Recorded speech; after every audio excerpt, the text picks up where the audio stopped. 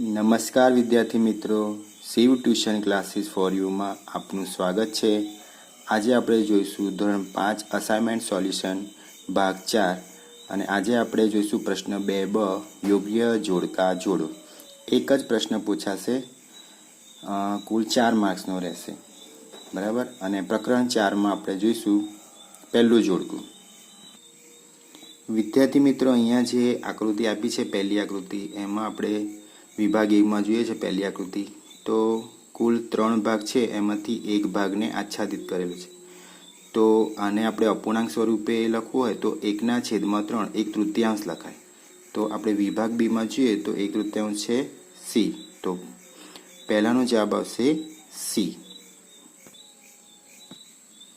ત્યારબાદ બીજી આકૃતિ જોઈએ આપણે, તો કુલ 2 ભાગ છે, એમાંથી એક ભાગને આચ્છાદિત કરેલો છે, એટલે કે અડધો ભાગ કહેવાય। તો આને આપણે અપૂર્ણાંક સ્વરૂપે લખીએ તો 1/3। તો વિભાગ બીમાં જોઈશું તો આપણે 1/3 છે ડી, તો આપણો જવાબ આવશે ડી। ત્યારબાદ ત્રીજી આકૃતિ જોઈશું તો કુલ 3 ભાગ છે, એમાંથી 2 ભાગ આચ્છાદિત કરેલા છે, એટલે એને અપૂર્ણાંક સ્વરૂપમાં લખવું હોય તો 2/3 અથવા તો 2/3 લખાય। તો વિભાગ બીમાં જોઈશું તો એ છે 2/3, તો આપણો જવાબ આવશે એ। ત્યારબાદ ચોથી આકૃતિ જોઈશું, એમાં કુલ 1 2 3 4 ને 5 ભાગ છે, 5માંથી 3ને આચ્છાદિત કરેલા છે, તો એને અપૂર્ણાંક સ્વરૂપમાં લખવું હોય તો 3/5 3/5 લખાય। તો વિભાગ બીમાં છે બી 3/5, તો આપણો જવાબ આવશે બી 3/5। તો આ પ્રમાણે આપણે પહેલું જોડકું સમાપ્ત થાય છે। હવે આપણે બીજા જોડકા તરફ વળીએ। વિદ્યાર્થી મિત્રો, આપણે બીજું જોડકું જોઈએ તો વિભાગ એમાં પહેલી આકૃતિ છે, જેમાં કુલ 4 ભાગ છે, 1 2 3 4, એમાંથી 2 ભાગને આચ્છાદિત કરેલા છે। તો 2/4 એમ કહેવાય, પણ 2/4ને એને અતિ સંક્ષિપ્ત સ્વરૂપમાં લખવું હોય તો આપણે જોઈએ, એના આપણે અવયવ પાડીશું તો 2 એકા 2 2 દુ 4, તો અહીંયા 2 2નો છેદ ઉડી જાય છે, તો વધે છે 1/4। તો આપણે 2/4 ને 1/2 પણ કહી શકીએ, અડધું પણ કહી શકીએ। તો આપણે વિભાગ બીમાં જોઈએ, વિભાગ બીમાં 1/2 આવે એવી આકૃતિ બી છે, તો આપણે પહેલાનો જવાબ આવશે બી।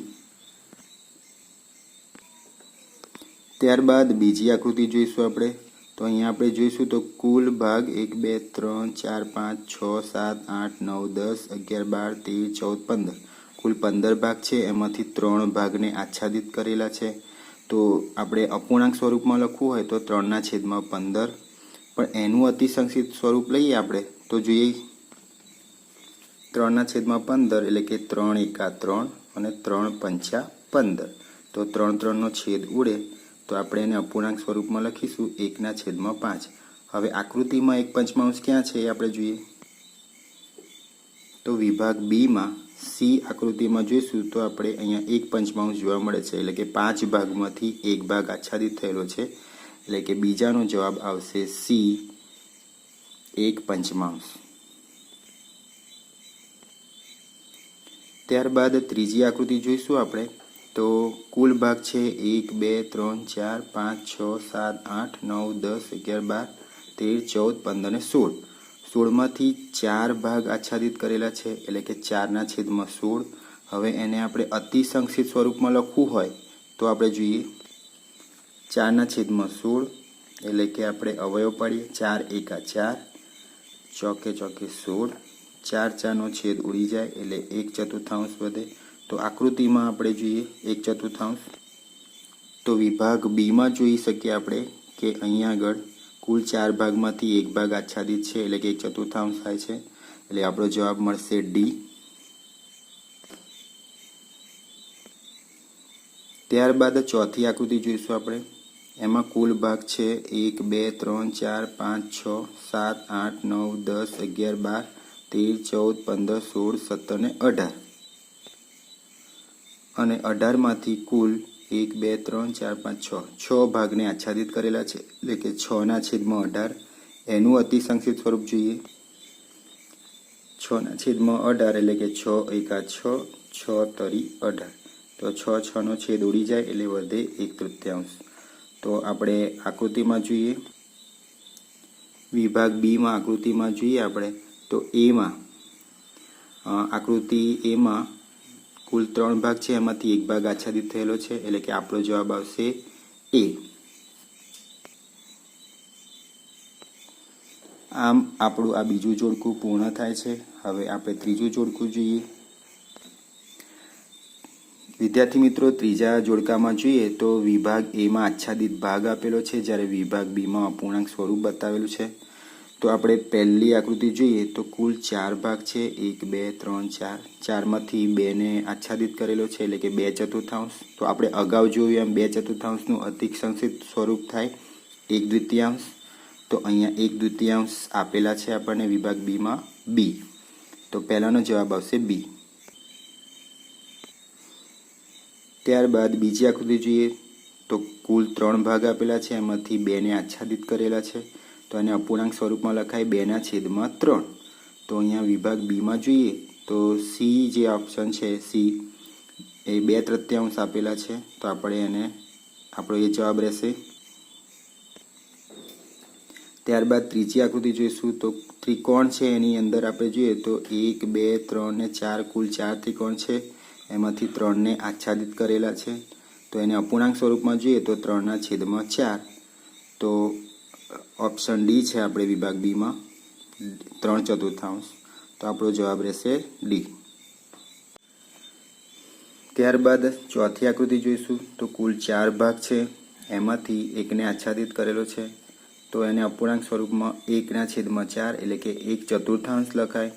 તો આપણે વિભાગ બીમાં જોઈશું તો એ ઓપ્શન છે 1/4. તો આપણો જવાબ આવશે એ 1/4. તો અહીં આપણું ત્રીજું જોડકું પણ પૂર્ણ થાય છે. હવે આપણે ચોથા જોડકા તરફ જઈશું. વિદ્યાર્થી મિત્રો, ચોથું જોડકું જોઈએ આપણે તો વિભાગ એ અને વિભાગ બીમાં આકૃતિઓ આપેલી છે, આપણે બંનેને સરખાવવાની છે. તો આપણે જોઈએ પહેલી આકૃતિ છે, કુલ 2 ભાગ છે, એમાંથી એકને આચ્છાદિત કરેલો છે એટલે કે 1/2 ભાગ. હવે વિભાગ બીમાં જોવો પડશે કે 1/2 ક્યાં આવેલો છે.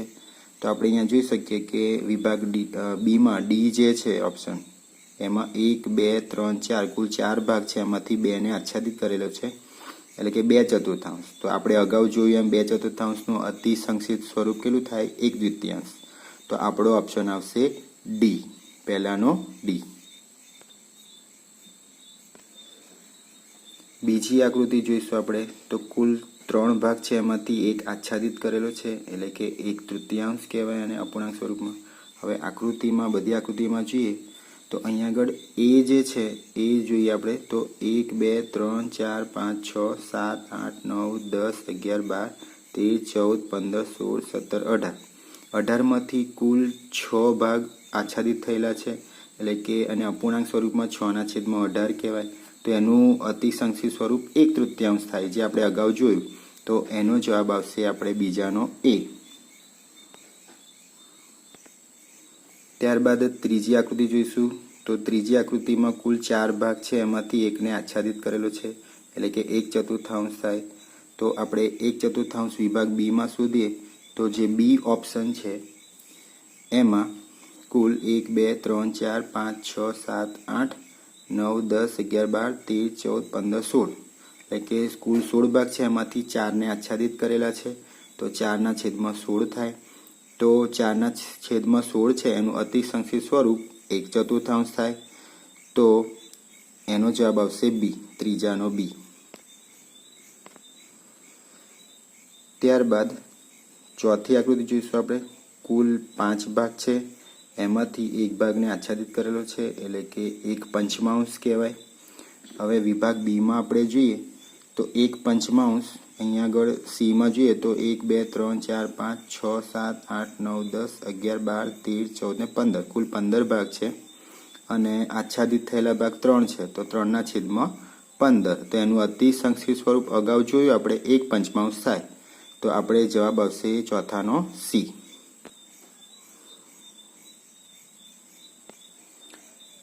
તો વિદ્યાર્થી મિત્રો, આપણે આ ચોથું જોડકું પણ અહીંયા પૂર્ણ થાય છે. તો અહીંયા આપણો પ્રશ્ન 2બ યોગ્ય જોડકા જોડો પૂર્ણ થાય છે. હવે આગલા વિડીયોમાં આપણે એના પછીનો પ્રશ્ન જોઈશું. તો બધા વિડીયો નિહાળતા રહેજો, સબસ્ક્રાઈબ કરજો, કોમેન્ટ કરજો અને લાઈક અને શેર જરૂરથી કરજો. તો આવજો વિદ્યાર્થી મિત્રો.